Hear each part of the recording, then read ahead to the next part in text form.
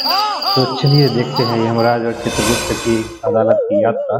यमलोक में इतना सन्नाटा क्यों है और कोई मानवीय आत्मा भी नहीं दिखाई दे रही यमराज सो और रहे ये हैं। दोनों मजे से सो रहे हैं। ये कौन प्रकट हुआ? चित्रगुप्त जी, प्रभु यमलोक है। क्षमा चाहता हूँ प्रभु, क्षमा चाहता हूँ।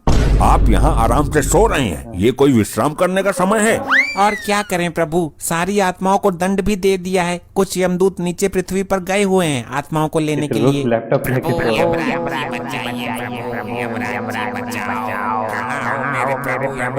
कलयुग में लैपटॉप। ये हमें किसने पुकारा? प्रभु ये तो आपका कोई भक्त मुसीबत में है जो आपको यमराज पुकार को रहा याद है। कर रहा है। हमारा भक्त? लेकिन कलयुग में तो हमारा कोई भक्त ही नहीं है।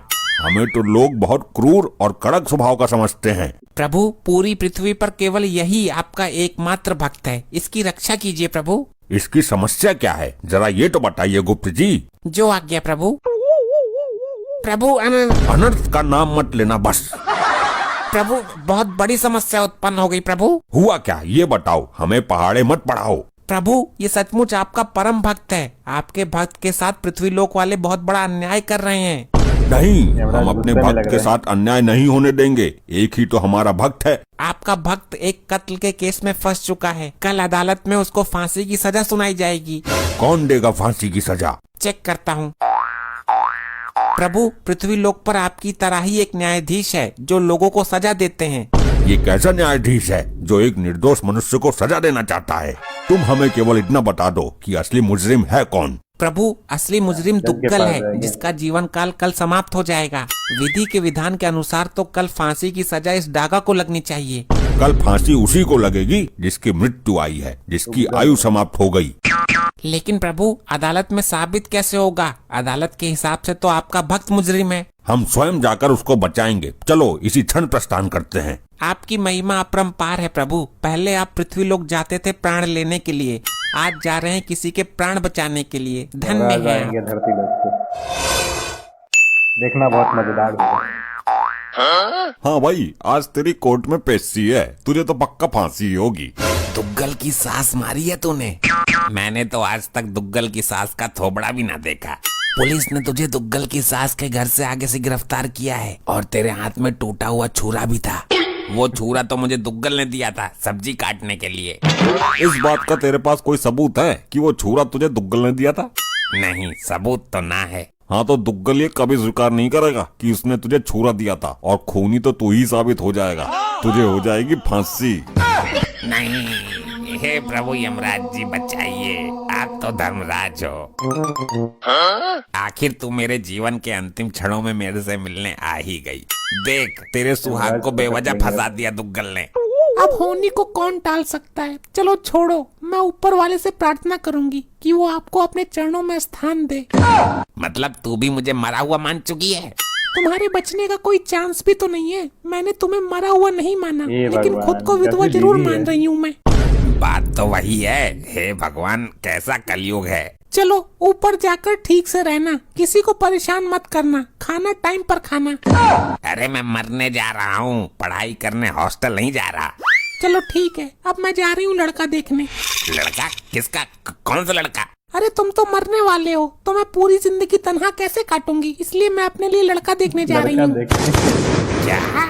अगर लड़का पसंद आ गया तो गोद भराई की रस्म भी आज ही कर दूंगी। अरे पहले मेरे अंतिम संस्कार की तो रस्म पूरी कर लेती। ठीक है, ओके बाय।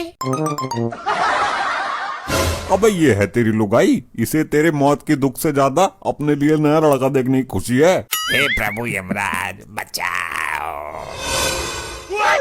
हम आ गए वत्स, चिंता मत करो। लोखंडे, ये जादू टोना वाले फिर आ गए। आप कौन हो महाजन? चित्रगुप्त जी, भक्त पूछ रहा है, उसे हमारा परिचय दीजिए। ये मृत्युदाता, प्राणहर्ता, दंडनायक यमराज हैं जिनको तुम पुकार रहे थे। क्या आप मुझे सचमुच बचाने आए हो? अवश्य मानव, हम तुम्हारी भक्ति से प्रसन्न हैं। अरे यार कार्रवाई शुरू करो, नहीं तो हम जाएं यहाँ से उठकर। कार्रवाई शुरू हो चुकी जज साहब, ये मेरा क्लाइंट है दुग्गल। तो आगे क्या करना है? फांसी दे दो इसको, लटका दो।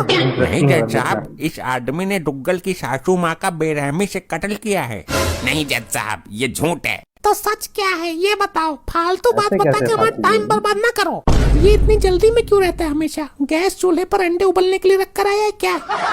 जज साहब, मेरे क्लाइंट के सास के पहले बाल काटे गए, फिर उसकी गर्दन काटी गई। इसकी बात सही हो तो बोल, फांसी दूं? हे जज मानव, तुम यहाँ इंसाफ करने के लिए बैठे हो या फांसी देने के लिए? हर बात पर फांसी। ऑर्डर ऑर्डर, कौन है ये दोनों? ये दोनों लंपट कोई काला जादू करने वाले हैं साहब, कभी भी गायब हो जाते हैं और अपने आप को यमराज और चित्रगुप्त बताते हैं। तुम अभी हमको जानते नहीं हो, हम जज हैं। तुम भी अभी हमसे परिचित नहीं हो मानव, हम यम हैं। हम लोगों को उनके किए गए अपराध के अनुसार उन्हें सजा देते हैं। तुम हमारा इस तरह से अपमान नहीं कर सकते हो। तुम क्या अपराधियों को सजा दोगे? तुम रिश्वत लेकर फैसला करते हो। तुम्हारी अदालत में सही को गलत और गलत को सही साबित किया जा सकता है। हमारी तौहीन। कर्मों के अनुसार दंड तो हम देते हैं, तुम्हें भी देंगे जब तुम मरकर हमारे यमलोक में आओगे। ऑर्डर ऑर्डर, ये क्या बदसलूकी है? मैं तुमको भी फांसी दे दूंगा। प्रयत्न करके देख लो मानव, अगर दे सको तो। चित्रगुप्त जी, आप अपने इस यंत्र में हमारे भक्त को बचाने का कोई उपाय तलाश कीजिए। जी प्रभु। तुम कुछ कहना चाहते हो या लटका दूं? जज साहब, जैसे ही मैं इसकी सास के दरवाजे पर पहुंचा था तो दुग्गल अंदर से निकल कर आया और एक छुरा मेरे हाथ में पकड़ा गया। बोला, ले इससे सब्जी काट लेना। मेरी माँ से प्यारी सास को मारकर झूठ बोल रहा है। मैंने कब दिया तुझे छुरा? मेरे क्लाइंट ने आपको किसके सामने छुरा दिया था, बोलिए?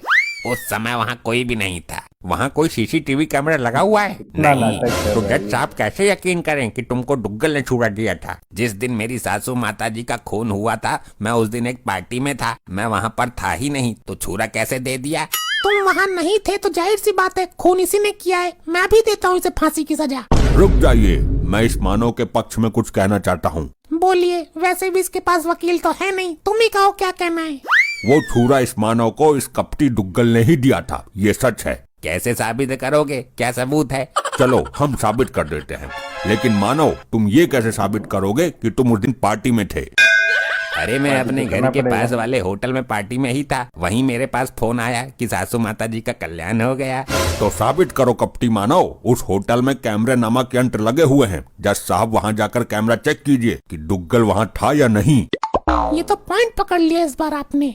अरे वाह, आपने तो सचमुच केस पलट दिया। मुझे यकीन हो गया कि आप मुझे बचाने आए हो। ये तो मार्कंडे पॉइंट की बात साहब, है। अपने इस लोखंडे को भेजकर उसे उस दिन की सही कर रहा है। सीसीटीवी कैमरा का क्लिप मंगवाओ। जज साहब 2 मिनट सुनिए। ये तो साबित हो जाएगा कि उस दिन मैं होटल में नहीं था, लेकिन ये खून ही नहीं है, ये तो साबित नहीं होगा। मेन बात तो यही है। ये हम साबित करेंगे, तुम्हारे जिस्म की एक एक हड्डियाँ तोड़कर। रुक जाइए, ये हमारा आदेश है। आप अदालत की इस तरह तौहीन नहीं कर सकते। देखो जज साहब, आपके सामने हाथापाई पर उतर आया है। मार्कंडे साहब, गिरफ्तार करो इनको। प्रयत्न करके देख लो, तुम यमराज जी को उनकी इच्छा के विरुद्ध छू भी नहीं सकते। अरे बाप रे, ये क्या सीन था? क्या हुआ? जज साहब, इनके अंदर से तो बिजली का करंट निकल रहा है। 440 वोल्ट का झटका मारा है। ये कैसे हो सकता है? छू कर देख लो, चल जाएगा पता। साहब, काले जादू में निपुण है ये। मेरा बेटा पहले भी इससे कई बार पढ़ चुका है। माना कि दुग्गल साहब ने झूठ बोला कि वो उस दिन होटल में थे, लेकिन खून दुग्गल ने किया है, ये साबित तो नहीं हुआ। हमारी नजर में खूनी अभी भी यही है, इसलिए ये अदालत सारे सबूतों और गवाहों को मद्देनजर रखते हुए। रुक जा मूर्ख, तू इंसान है या जिंद? ऑर्डर ऑर्डर, ये अदालत की तौहीन है। तुम भरी अदालत में मुझे इस तरह नहीं बोल सकते। अब ये दोगला डुग्गल अपना गुनाह खुद अपने मुंह से कबूल करेगा और सारी वारदात बताएगा। बड़े आए हमसे गुनाह कबूल कराने वाले। जज साहब, अदालत का वक्त जाया हो रहा है, इसको जल्दी सजा दीजिए। जिस छुरी से कत्ल हुआ है वो छुरी मंगवाइए। हम अभी साबित कर देंगे कि ये खून हमारे भक्त ने नहीं बल्कि इस डुग्गल ने किया है। छुरा पेश करो भाई। आ गया छोरा, सॉरी छुरा। जो भी करना जल्दी करो भाई। ये छुरा नीचे क्यों नहीं आ रहा है? डुग्गल, अब सच सच बताओ, खून किसने किया है? अगर तुमने झूठ बोला तो ये छुरा आकर सीधा तुम्हारे ऊपर गिरेगा, जिससे तुम भी ऊपर जा सकते हो। मैंने कोई खून नहीं किया। नहीं नहीं नहीं नहीं, बताता हूँ। अपनी सास को मैंने ही मारा था जी, और छुरा मुझे पकड़ा गया था, ये भी सच है। अरे नहीं नहीं, हाँ हाँ, ये सच है, मैं सच बता देता हूँ, वरना ये छुरा मुझे फाड़ देगा आज। बोलो मानव जल्दी बोलो, सत्य क्या है? सासू माता जी का खून करके जब मैं निकल रहा था तब ये आदमी मुझे दरवाजे पर ही मिल गया। मैंने इसको छुरा पकड़ा दिया। खून करने के पहले मैंने पुलिस को फोन कर दिया था। पुलिस ने आकर मौके पर इसको गिरफ्तार कर लिया। क्या दोगले, तूने मारा मेरी माँ को? मारा क्यों ये बता, फांसी भी तो देनी है अभी। मेरी घरवाली मुझ पर बहुत अत्याचार करती थी, मुझे सुबह शाम कुत्ते की तरह धोती थी। तो सास को क्यों टपका दिया तूने? क्योंकि इसको हाथ लगाने की हिम्मत मेरे अंदर नहीं थी। मैंने सोचा उस मशीन को खत्म कर दिया जाए जिसके द्वारा ये प्रोडक्ट बना है। ना मेरी सास ऐसी लौंडिया पैदा करती और ना रोज रोज धुलाई होती, इसलिए उसको ही मार दिया। देखा, अपने आप आ गई सच्चाई सामने। आपने मुझे बचा लिया, आप असली वाले भगवान हो, वरना सुबह के 7 बजे लटक जाता मैं तो। ये अदालत दुग्गल को फांसी लगाने के हुक्म देती है और इस इंसान को बाइज्जत बरी करती है। अब जाकर पहले अपनी लुगाई की गोद भराई रोकता हूँ। हमारा काम पूरा हुआ, अब हम चलते हैं। फांसी। ये क्या सिस्टम है भाई? लग गया झटका, ऐसा झटका हमें कई बार दे चुके हैं ये लोग। ऐसे ही और मजेदार फनी वीडियोस देखने के लिए पीएम टोन्स को फेसबुक पर फॉलो करना बिल्कुल ही ना भूलिए। भराई रोकनी चाहिए।